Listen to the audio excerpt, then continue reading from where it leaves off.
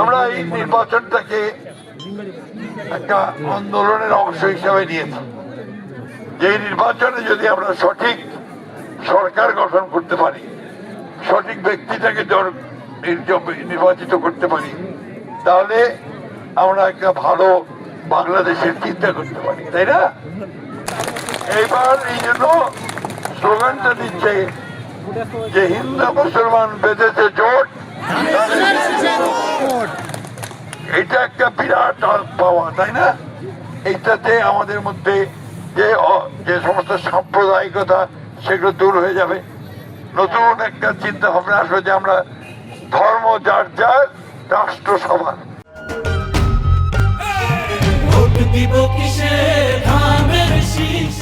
অনেকে আছে ভোট দিতে পারে নাই, বয়স হয়েছিল কিন্তু ভোট দিতে পারেনি, ভোটার হয়েছিল ভোট দিতে পারেনি, ওই আগর রাজ্যের সঙ্গে গেছে, ভোটটা আগরে হয়ে গেছে, তাই না? এইবার সুযোগ আসছে, আমরা ঠিক মতো ভোটটা দিতে পারবো। আপনারা আমাকে আঙুল দেখায় বলতে পারবেন না যে আপনি খারাপ কাজটা করছেন। করছি এখন পর্যন্ত মন্ত্রীও ছিলাম, কেউ বলতে পারবেন না যে আমি মন্ত্রী থাকাকালীন সময়ে কারো কাছে এক কাপ চা খাইছি, 2টা টাকা নিচ্ছি, কেউ বলতে পারবে?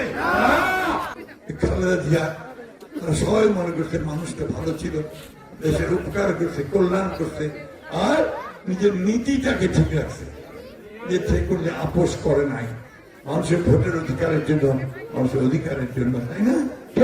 আপনাদের কাছে আমার অনুরোধ যে আমার তো অনেক বয়স হয়ে গেছে, দীর্ঘকাল আমি আপনাদের সঙ্গে কাজ করছি।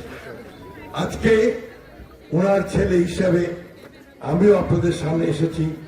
আপনারা আমাকে আঙুল দেখায় বলতে পারবেন না যে আপনি খারাপ কাজটা করছেন।